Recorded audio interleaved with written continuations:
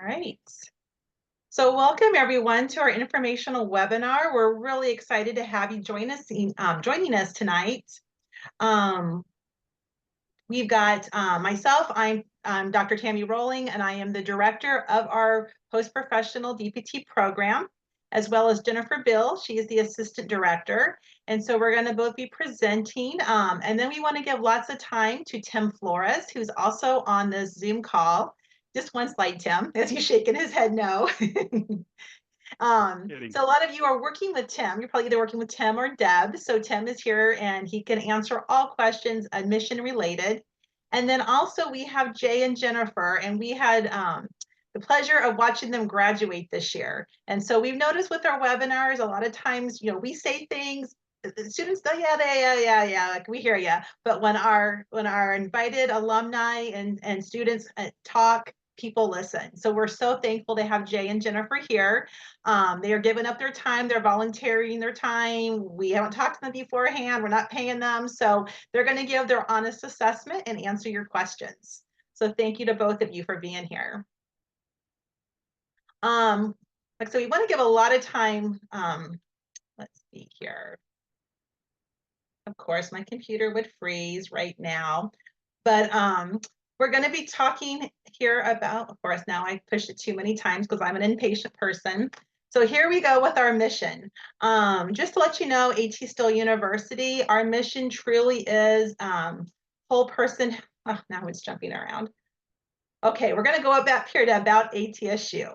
So our university's been around for a very long time. It started in 1892 by Dr. Andrew Taylor Still, which is who the university is named after. And he was actually the founder of osteopathic medicine, or DO Medical School. So he founded the entire osteopathic. He's started the whole heritage, and this is his university. So a question we get asked a lot is whether we are CAPTE accredited. CAPTE only accredits entry-level programs. So they accredit entry-level DPT and entry-level PTA programs. So they don't accredit any post-professional or transitional programs. Our residential program, we do have an entry-level program. They are CAPTE accredited, and they just received their 10-year full accreditation report this year.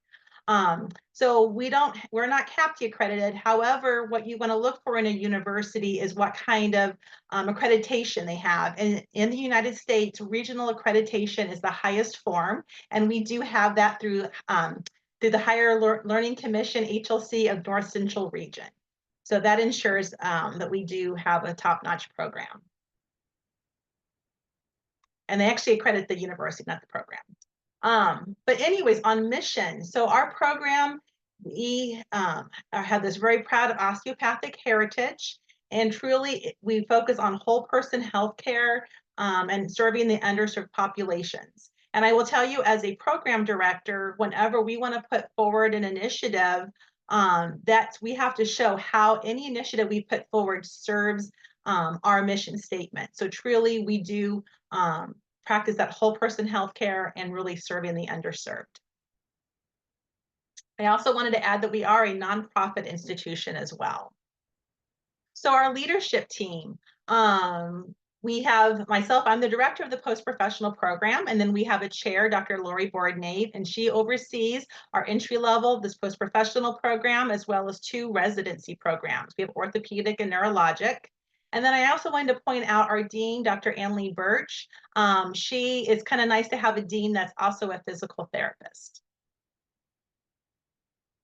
We have a phenomenal faculty, and we have about 24, 25 faculty members, but I wanted to highlight some of the accomplishments. So 10 of our faculty are actually board certified through the ABBTS. They are board certified specialists, and so those are 10 faculty that have board certification. As you can see, it's in 8 of the 10 specialty areas. So we have cardiovascular, pulmonary, geriatrics, neurology, wounds, orthopedics, pediatrics, sports, women's health. And even amongst that, 3 of our faculty here are dual board specialists. So that would be Dr. Suzanne Greenwatt, Dr. Amy Marie Jasper, and Dr. Beth Hike. So you're learning from all physical therapist, and actually Suzanne, we can add on her PhD. She just got her PhD this month. Just noticed that. So you will be learning from top-notch, very educated physical therapists who are also specialists in their area. In addition to those ABPTS specialty certifications, we also have faculty who hold other specializations as well. So 4 of our faculty, as you see here, Nilma Santiago, she's from Puerto Rico, and she's certified lymphedema, ostomy, and management specialist and wound care certified. Jay Croswell, he's certified strength and conditioning specialist. Colin Rigney, you saw him and Wayne on the previous slide because they're both board specialists, but they also are registered in musculoskeletal sonography. So they have the RMSK and they teach our radiology courses. And lastly, I wanted to highlight Sybil Edward. She's our newest faculty, and a lot of you might know her, especially in the Caribbean region, but she is the chair for the North America and Caribbean region to World Physiotherapy. So we love having Sybil. So just kind of giving you a background, our post-professional DPT program, we started in 2002. So we're 22 years old. And we have graduated this year. We hit our 2,000 mark of 2,000 students. So it was kind of exciting for us. And we are designed to, even though the DPT is, was originally designed for US base. That's where the DPT started, was in the United States. In 2015, we went global. We started off in Canada, and then since then, we truly have gone nationwide, or global-wide, all over the world. And we keep track of, whenever our students come to us, we keep track what countries that they're from, and pretty exciting. We have educated learners from over 71 different countries. All right, I'm going to pass this on to Jennifer. Thank you. And as Dr. Roehling mentioned, my name is Jennifer Beal. I'm the Assistant Director of the Postprofessional DPT program. It used to be called the TDPT program. We kind of changed that just in nomenclature alone, but it's pretty much all the same. So when you hear of TDPTs and Postprofessional DPTs, that's essentially it is the same thing in our way of looking at it. So just wanted to talk a little bit about an overview of what the attributes of the program are. And that's that we offer 100% online flexibility. And the general length of time for most people take about 22 months to complete.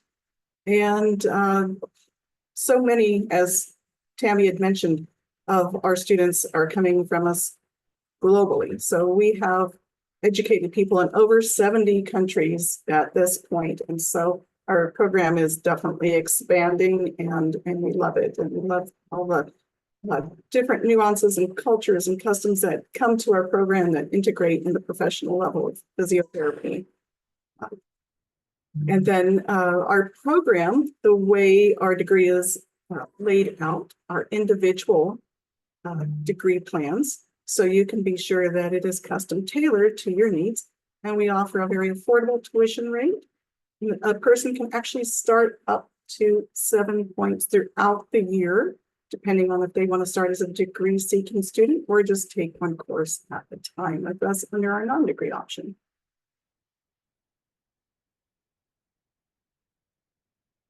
So our DPT admission requirements are basically that you have the ability to be licensed, either you're licensed or eligibility practice, that is, and that can be anywhere in the world, that you can go through a credentialing evaluation, meaning the company that evaluates your educational transcripts and whatnot, and that you meet the equivalency of a U.S. bachelor's degree in physical therapy. The GPA that we require is 2.7 on a 4.0. And we do have conditional acceptance available. So if it falls below that, we have an option for entry into the program as well. And that you also be proficient in reading and writing in English, because obviously the format of our coursework is in English. So we have options for internationally trained physiotherapists as well. And that leads back to doing the credential evaluation. So if we can go on to looking at the full degree, the non-degree, and a combination of those two, I'll explain some of that. So our post-professional DPT program is ideal for internationally trained or educated physiotherapists. And again, would need the equivalency of the U.S. bachelor's degree, which everybody that comes to us does have that. And the program enables you to stand out as having your clinical doctorate. Which delivers a higher level of care through demonstrating advanced knowledge and autonomy in practice. And it also represents being current with the continuing practice in physical therapy and physiotherapy.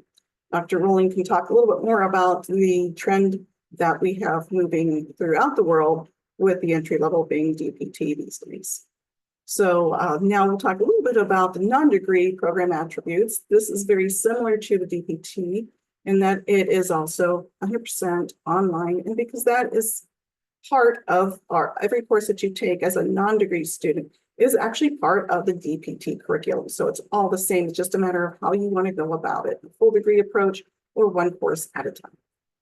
And let's see. So this non-degree is basically a platform to enter into the DPT program. So if you're not ready to go into your DPT program, you can actually take our non-degree option, and those courses would then apply to your DPT later when you're ready to do that.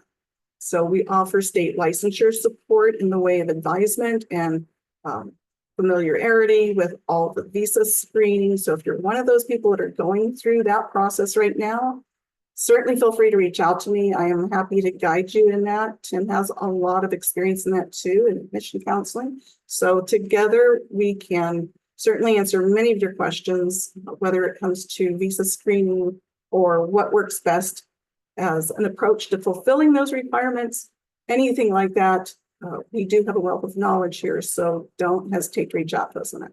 And as far as guidance goes, we have unmatched faculty guidance, as it says here. And the student body, again, is very global. And back to the entry points, we have 7 entry points, and they're all 6 weeks as far as the coursework it goes. And then we can talk more about the non-degree option in the sense that it's tailored, again, for the international physiotherapist when you're fulfilling licensure requirements. We have a wide range of online courses that meet the professional deficiencies, and those are the ones that are identified through credentialing agencies such as FCCPT, if you might be familiar with that. So if you've gone through the process of trying to get state licensure in any one of our states, then you might very well be familiar with FCCPT. They do identify the shortages or the deficiencies that one would need to practice in the state that they're applying for licensure. So we offer many of those courses. I couldn't tell you specifically, but Jim might be able to tell offhand how many deficiencies we actually cover, but I would say it's in the neighborhood of at least 20. And so it spans a wide range. It is also an option for students who want to just explore courses. If they are thinking about a DPT, you can also just take non-degree courses as an option before you actually commit to the full degree program. And then there's also the combination option, which are for people who are meeting their deficiencies. And they may very well already be eligible to apply for our DPT program because, again, they likely have a bachelor's degree in physiotherapy. They're eligible to practice in their home country.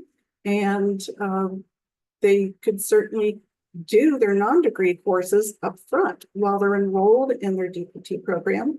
And that way you're kind of killing 2 birds with 1 stone. And because we have so many courses that we offer content on, there's a high likelihood that we're going to be able to meet all those deficiencies. And if not, we can always advise you as to where to pick up those extra ones if we don't happen to have those, because we work with other universities to, offer those. If we don't offer them, then we can point you in the right direction for that as well. So again, reach out to me if you have questions about that. Great. So advancing the profession. So the DPT degree, I mean, I know it started in the US, but it's really gone global. But the whole thing was to advance our profession, to give us more prescriptive rights pharmaceutical wise, being able to order x-ray images. I know in Arizona, where I reside, they just passed this summer a law that says we can order more than just radiographs. We can actually order MRIs for our patients and CAT scans. And all of this is because of the DPT degree. I know other states in the United States, if you have a DPT degree, you are able to have more direct access. So each state here is different. And then also, like I said, it's really growing globally, nationwide, or globally, internationally. And so it's all about advancing with evidence-based practice, kind of moving us more into autonomous providers, where people with musculoskeletal pain, you know, they want to come to the PT for that first visit versus having to go to a physician and getting that referral. So that was kind of the impetus to drive us to the DPT profession many, many, many years ago, and why it's kind of growing on a global scale. So as we're talking about globally, we have Australia, India, Lebanon, Nigeria, Pakistan, Saudi Arabia, Taiwan, and the UK all have a DPT degree, whether it be entry level, post-professional, or both. So as you can see, it's really is growing truly global. All right, Tim, I know you shook your head first before, but here you go. I was just kidding. I know. Wow, so nice to see such a healthy turnout of folks here. That's pretty cool. So I also see a lot of familiar names in here. Several people I'm actually already in communication with, so wonderful. I'll just make this kind of short and sweet because honestly, going through the application process, there's usually a lot of questions because of everyone's different background, their education, experience, and things like that. And all that's really good because all that, if we're talking about the DPT program, a lot of that that you have can eliminate a lot of the courses in the program. So, you know, that's one thing. There's a lot of communication I have with folks about that everywhere. I call everywhere the global program, so we talk about those things there. So I'll put my name in the chat area, my email address and my phone number. You guys can always certainly reach out to me. I'm always the first person you talk to. I do have a backup person. Her name's Nova Peterson. You might have contacted her before, but I've been here for about 18 years helping people with this program. So we'll go over the DPT application real quick here. Basically, we were looking at a portfolio. It's part of the application, of course, transcripts, one letter of recommendation. There's an employer verification form to complete. And those are kind of some of the basic items that go into that application. Of course, the application fee is $70. Usually starting out, you know, when people want to figure out what classes they're going to take and how much, that's where I get the help of Dr. Tammy Roehling here to go over that and figure that out. So if you guys want to get that over to me, I can get over to Tammy and we can figure that out for you. But the non-degree application, pretty straightforward, pretty short. Usually it's just uploading your evaluation. Application fee is normally pretty short and sweet. But as far as start dates, yeah, I can go over that with you, whether DPT and you're looking to start sooner with non-degree classes or whatever it may be. Whenever you'd like to start, we can always cover all that information, but that's pretty much it. Like I said, everyone has a different background, so just reach out to me and we can walk you through this. I'm pretty much here to help polish up your application before it goes to the next step. So it's a process. That's all I got. Thanks, Tim. So, and also I was wondering if you guys see Tim's background on his Zoom background. Those are all of our graduates from Puerto Rico. We had a cohort that we've educated around 6970 physiotherapists in Puerto Rico, and so that was a big cohort that came one graduation. I love that picture. So thanks, Tim. So why choose ATSU? First of all, like I said, we've been around for 130 years. Our PT program started in 1995, and that was our entry level, and our post-professional transitional started in 2002. So we do have a long history as a university as well as a PT department and program. We truly understand all of our students are working professionals juggling, you know, family and work responsibilities. And so we try to provide maximal flexibility when it comes to scheduling. We provide that if you need to take time off, if, we never require students to be in front of the computer at a specific set time. So any way we can provide flexibility, we do so to help out our students. If you want to slow down your program or speed up your program, you have that option. We can, we had some students who said, you know what, I have a busy family. I don't want to be taking classes all the time. If I could take a class and then take a session off, take a class, take a session off, that would work out best. Not a problem at all. We can do that. We've had some students that say, this is my employer's reimbursement. I want to maximize that. How can we do that? Not a problem. We see what your employer's reimbursement policy is, and then we try to match it so you can take the program at a schedule that's best for you. Program cost is competitive when you compare to the other programs out there. Like I said, all of our faculty hold DPT degrees, and many of them are board certified specialists, and some have their PhD as well. It's a great time to network with other students. All of our classes, we utilize discussion boards, so you really get to know your classmates, even though you're in a virtual format. Our students are truly our #1 priority. As our administrative team, it's me, Jennifer, and then we have Whitney Mars, and then we have an instructional designer, Karen Gehrig, and we are here, a small group of us here that are here to support our students. And then consistently, year after year after year, we always give a graduate outcome survey, and we're told that they recommend our program, and our program either met or exceeded their expectations. And then we also track how do our students find us? And a third of our students chose us based on referrals from colleagues, coworkers, a former student of ours, which we're really proud of, because that obviously shows we're doing something right when other people recommend us. So I just wanted to show here the program details. You can find our webpage. You can talk to the enrollment advisor as well as the apply. I don't know, Tim, if you want to put this in the chat, because I'm going to go on to the next slide. We're also going to give these slides to everyone as well. But we're going to get on with our Q&A with our alumni and our enrollment advisor. And this is just a picture from June here. Our graduates who came, and it was so much fun. We had students from all over the world. I think our furthest was Malaysia, but we had students from Hong Kong and the UAE. I mean, we had them from everywhere. So we had a very good time in June. All right, I'm going to quit sharing. So now we get to meet Jay and Jennifer. So Jennifer, you're first on my screen. So if you want to start off describing who you are, why you chose to pursue your DPT degree, and why you chose ATSU. Okay. Well, my name is Jennifer Sanderson, and I am the director of a physical therapist assistant program at a community college here in Arkansas.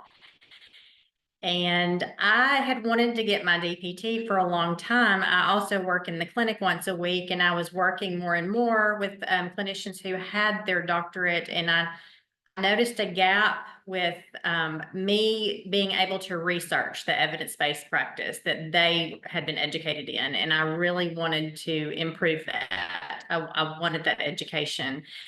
And so I started just asking around, reaching out, actually part of a Facebook group for PTA educators, and several people had recommended AT Still. And so I just contacted Tim Flores one day just to get some information, and he was, I don't even remember how many days it was. It wasn't very many. It was like maybe I had 5 days until like the deadline, and then the tuition was going up. And so I thought, okay, well, no time to think about it. I'm just going to jump in. So I got that portfolio done and sent in, and I've just never regretted it. It was just a great experience, very organized. The instructors were incredible, really responsive when we had questions, never made me feel like I had a dumb question. And you mentioned the discussion post. I was super nervous about the discussion post. I don't know why. I've just never done anything online. And that started to be like my favorite thing. I liked the discussion post, and I liked how you really did get to know your classmates through those discussion posts. And then just learning about all of my classmates were from all over the world. And so I'm learning about physical therapy, and just the things that, just the issues they face all over the world. So it was really, a great experience. Thanks, Jennifer. How about you, Jay?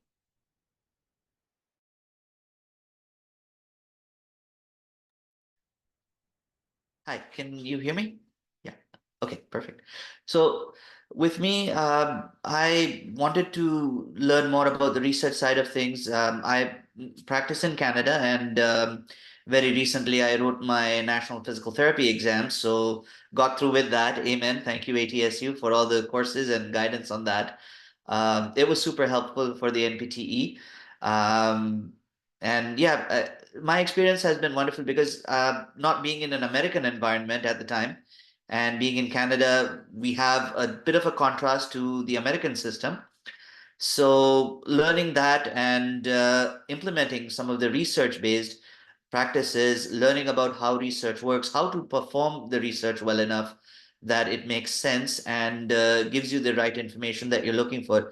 That was one of the goals that I wanted to accomplish. And through this process and doing the coursework and working with the instructors and classmates, as Jennifer previously described, was super helpful. It was extremely unintimidating. You don't feel the pressure. The biggest thing I think is that you feel very relaxed to talk to your instructors, email them.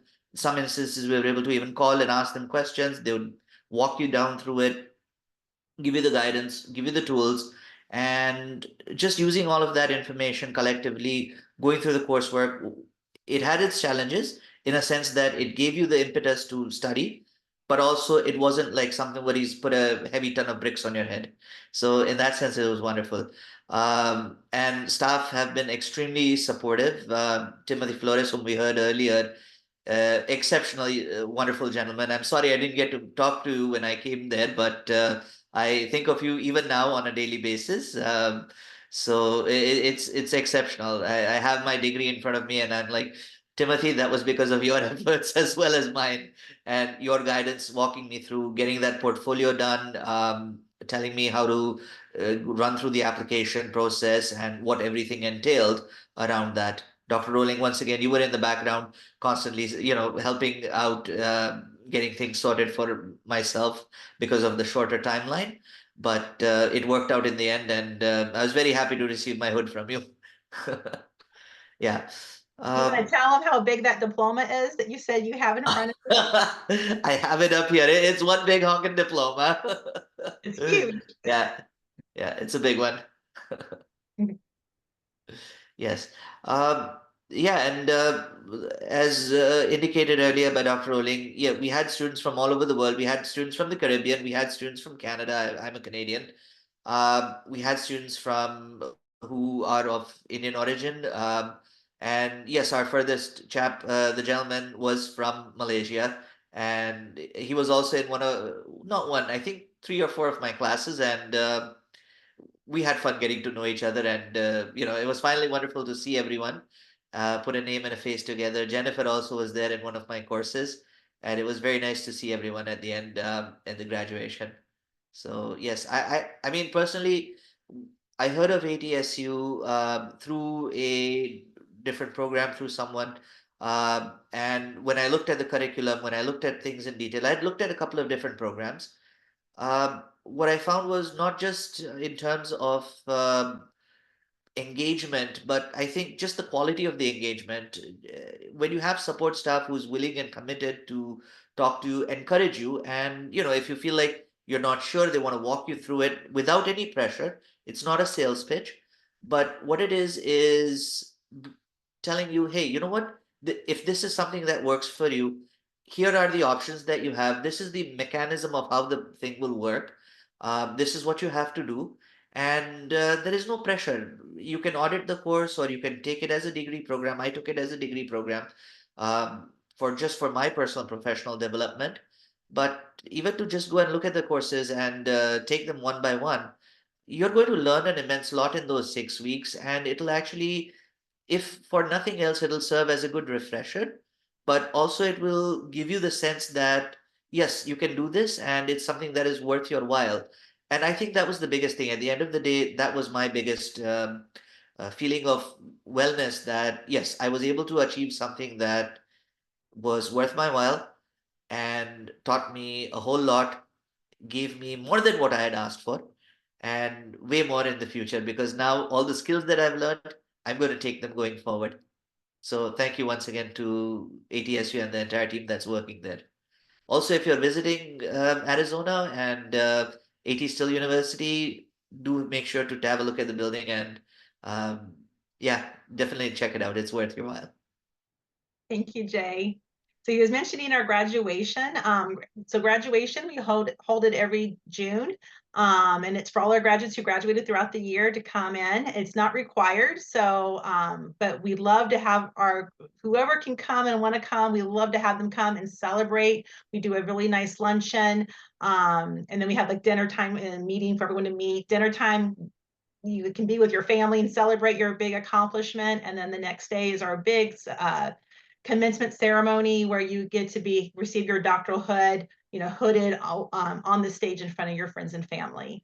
And so we do have lots of people from all over the world will come to this. I think our biggest cohort, Jennifer, wasn't it? It was a graduate of ours from the Philippines, and they brought 30 family members all come in. It's a couple of years ago. So, pretty exciting. So I'm sorry. And we also had a family from India that came in. There was the graduate plus 12 others. So they travel, and we welcome groups, family. It's definitely a family affair. That's great. Well, we want to now be able to offer your chance to ask questions. So if anyone wants to take themselves off the microphone and ask a question to Jennifer or Jay or us, please feel free to do so, or you can type your question in the chat box.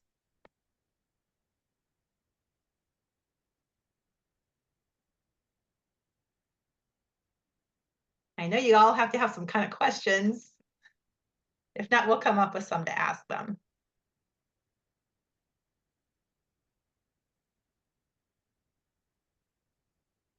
So I don't know, Jennifer or Jay, do you both want to say what your favorite class was, or a class maybe that surprised you, or or class you learned the most in, or just kind of reflecting on some of the courses?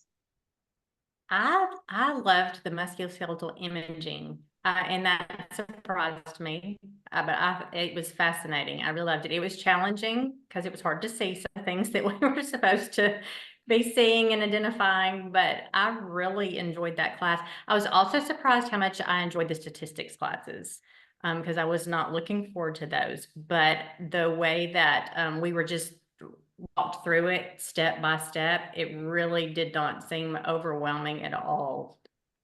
And using Excel, I was nervous, but it was just so spelled out and organized. It was so easy. Wonderful. How about you, Jay? So for myself, my favorite course was, of course, the qualitative research and the research portion of things, as well as the statistics, and then the final thesis, the capstone project. Along with that, I think I enjoyed every single course I took. I mean, each course presented itself some nuance. These were topics that I had not looked at for a long while or knew nothing about. And at the end of the day, sometimes, yes, I felt, okay, I need to look at this a little bit differently, or read up on it, or ask questions. And I thought it was smooth sailing at the end of the day. But these were my three most favorite ones. I, of course, loved the radiology class. And I had Dr. Rigney, who I would just reach out to. He was probably the one person that I called the most often to ask my difficulties or to have a problem solving chat, and he always responded. So that was wonderful. Wonderful. And I want to give a huge shout out to Amy Marie Flores, because she teaches our stats and quantitative research. And here we've got all these, clinical courses, and for people to say that stats and research, that is huge to have a faculty member to be able to get you guys to buy in and really enjoy that. So big shout out to her. So we do Couple questions. The first one I'm going to address, the second question that came in, I'm going to address that first because the question is, do we have the ability to utilize financial aid? And the answer to that is yes, as long as you are FAFSA eligible, and we can build your schedule to meet those requirements for funding and disbursement. So that being said, it's a new option that we've been able to do just recently. And so in order to meet FAFSA eligibility as far as through the states, you need to be in a degree-seeking program. You need to have permanent residency or be a U.S. citizen, and you go through a free application process, as many of you may already be aware of that. But yes, it is compatible with our program, in short. And the other question is somebody wants to know, and this, I was first going to direct this to Tammy, but I think this would be better served by having Jennifer or They Jay. answered it. And that would be, how long does it take to do a class? Now, we have different weighted classes. They're all 6 weeks long, but some of them are weighted. And Jennifer and Jay, you're not aware of this, but we moved from a quarter system to a semester system. The coursework, everything is still the same, but they're now called semester credits. And so we have the shortest, or not shortest course, but the lesser weight of the courses is 1.5 semester courses, and the heavier of them are 2. So there's usually a combination of both. And again, all are 6 weeks in length. But Jay, Jennifer, if either of you could say about, on average, how much time it took you once you kind of got in the rhythm of taking the classes, how much time that took you. Also noting that each of our courses are set up the same. So you don't go through a new learning curve each time on how to navigate the course. We set you up with what's called an orientation for success.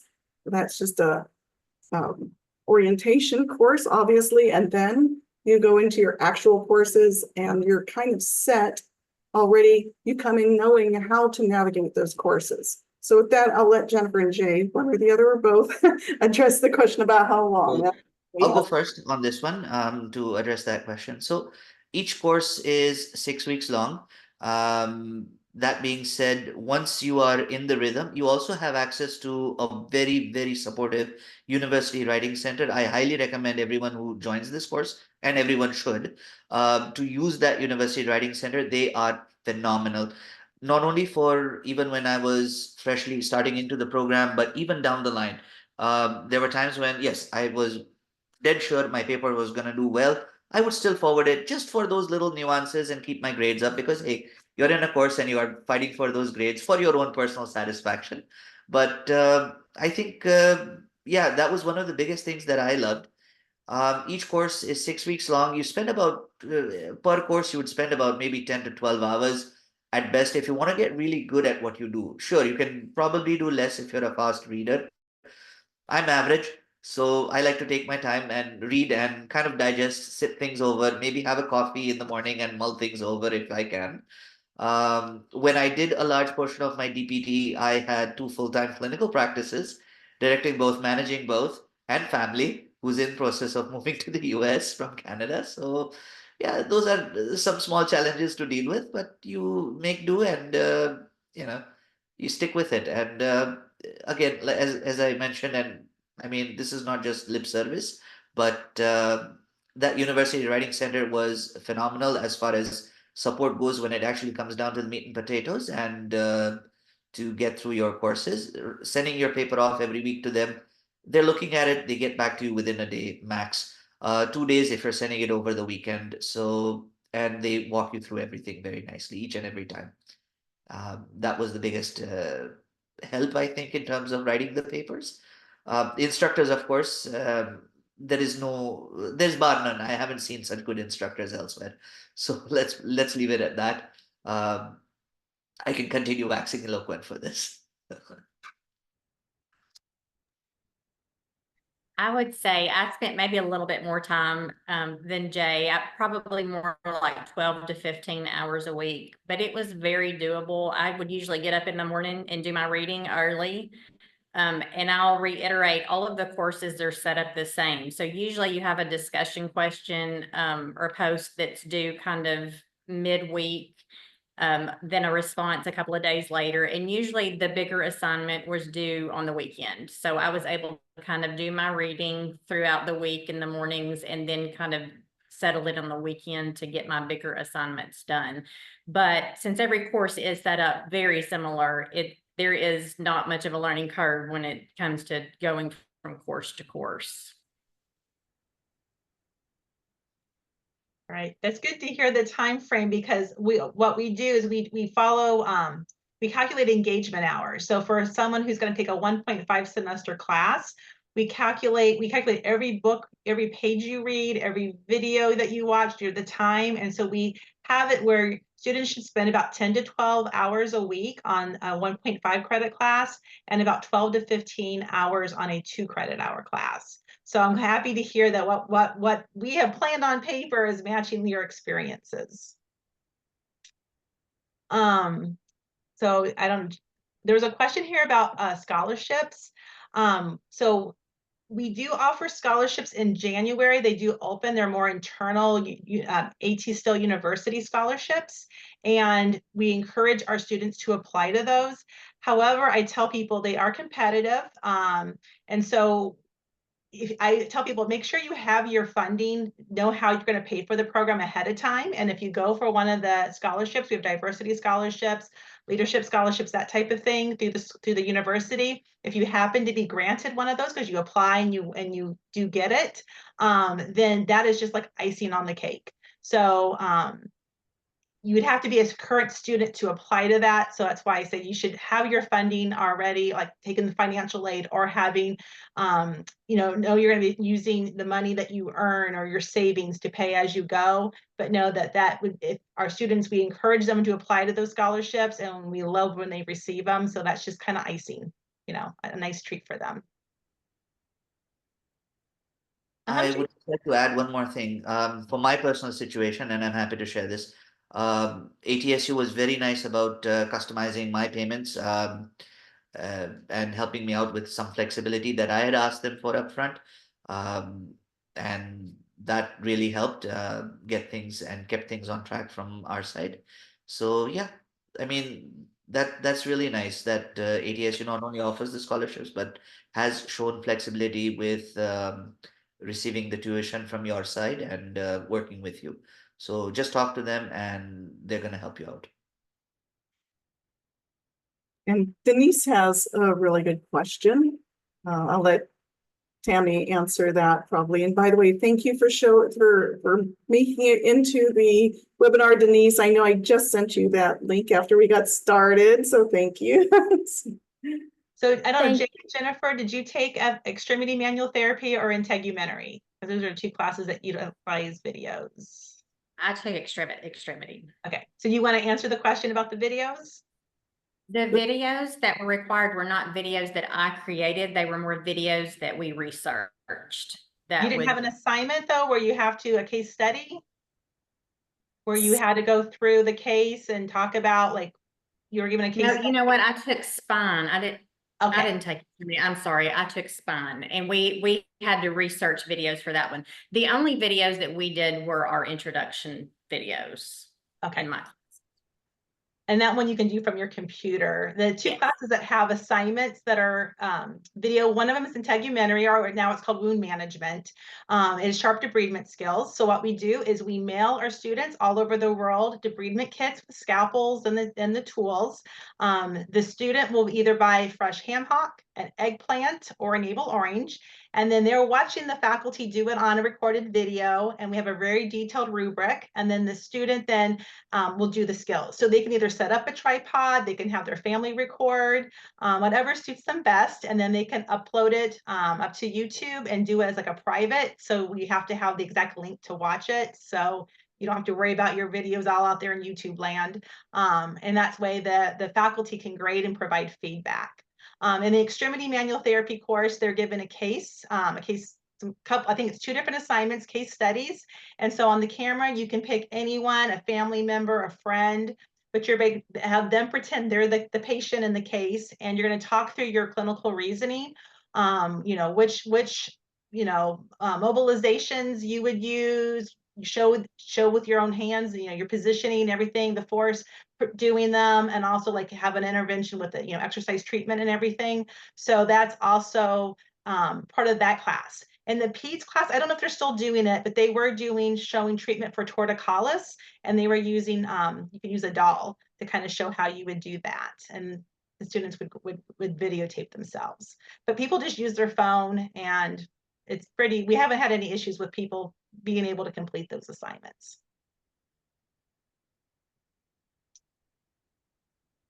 All right, thank you, Denise.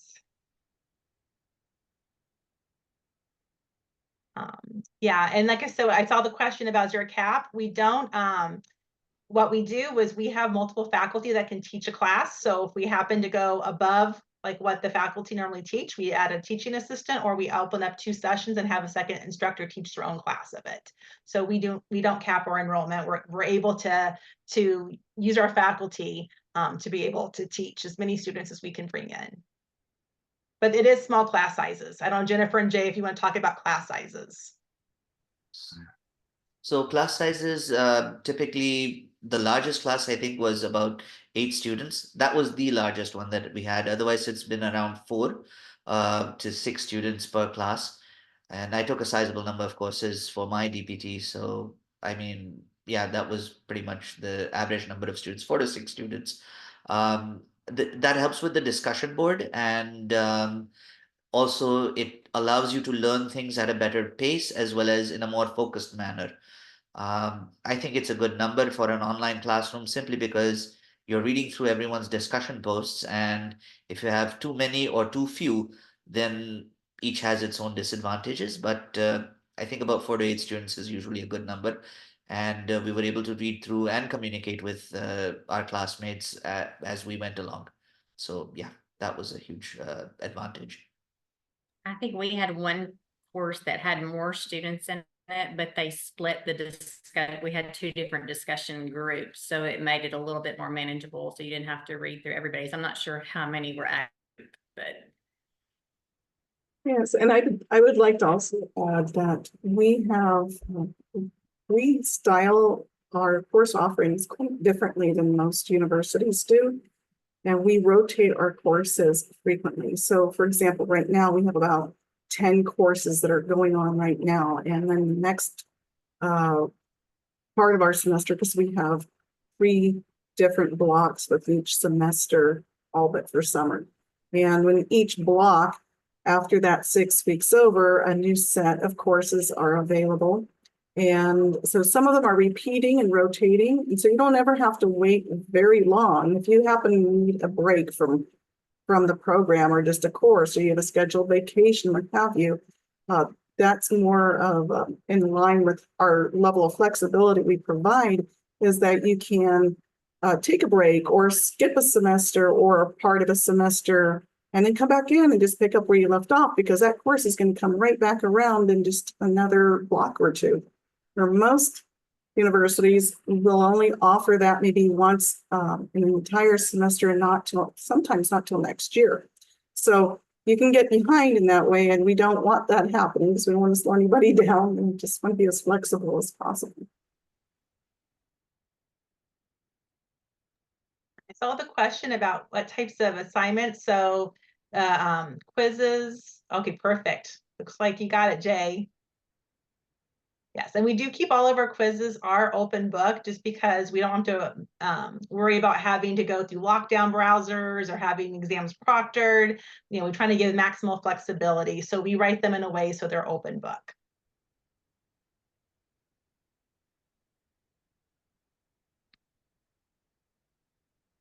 Are there any other questions?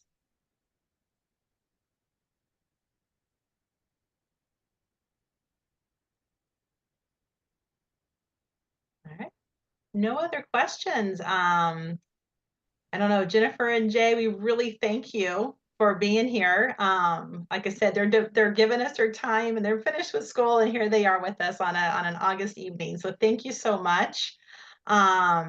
If you have any other questions, there's Tim Flores, he's here. And like I said, I'm happy to review resumes or anything to give you an idea of what your academic degree plan would look like if you chose A.T. Still University. And Jennifer, I don't know if everyone wants to kind of say like a little parting goodbye. So Jennifer? Which Jennifer? Because we have several here. I know. Oh, that's right. I'm thinking Jennifer Beal. No, well, I just want to thank you all for joining. I mean, it was, we have a great turnout, and we are also going to be sending out the recording for those that weren't able to join us. And I put both my email address and Tammy's email address in the chat so that that's there. You also have mine because I've been sending you the information. Feel free to reach out to me anytime you get questions. And that's pretty much, I did have actually a question for Tim Flores. Tim, what kinds of challenges do you see most with applicants coming into the program to give them kind of a heads up in case there's something they need to be kind of alerted to in advance? Challenges? I think I would say the only challenge would be the portfolio. And that's something I've just, it takes time to kind of polish that up, you know. That's probably the only challenge, only because it takes a while, you know. People have to go and search through their cabinets or through their computer for all that information for the past 7 years of their work experience, or they haven't updated, you know, they haven't updated a resume or whatever, or looking for all the continuing education supporting documents. So that takes its time. So usually I'm probably several emails into it where they'll shoot it over to me and I'm like, okay, we need to add this, or we need to add some more information here, you know, that kind of thing. So they'll go back and work on that, come back, and then something might be missing or out of order or whatever. So I think that's the only one that takes the longest. Everything else is pretty straightforward, you know, as far as transcripts. Answering questions about evaluations, that probably would be the second thing when we have international folks, is going through that and reading through that, making sure they're ordering the correct evaluations and has all the information that we need. That would be the only one, and making sure they're doing that properly. So other than that, the portfolio just takes time, and long as you work on it and then put all the information in there, it will be worthy to just take some time on that, not rush through it. So other than that, everything's pretty straightforward though, and I'm here to help all the way through it. That's all I do all day long. I have a question on that. Dr. Flores, is it best for students to, yes, go through that file and, you know, the last 7 years and take photographs and then make a document out of it and send it that way? Or what's the best way to make sure it? You know, usually people can sometimes download the information from the internet as a PDF file, or if you have to, yes, you can take if you can take a really good legible picture of whatever it is. Sometimes I end up cropping them and fixing them myself to make it look good, so it'll fit the profile. But that's just something you just reach out to me. We'll work together on that. And if it looks blurry, whatever, you know, I'll tell you. You know, you need to make it look better, and we can just work together on that. It's not a problem. I do that all the time. And for those of you that have iPhones, many people don't realize this, but in addition to being able to take pictures with your iPhone, there's actually there's an app in there that lets you do a true scan. And so that's always very helpful, I find, because it comes out as if you scanned it on a hard glass top. So.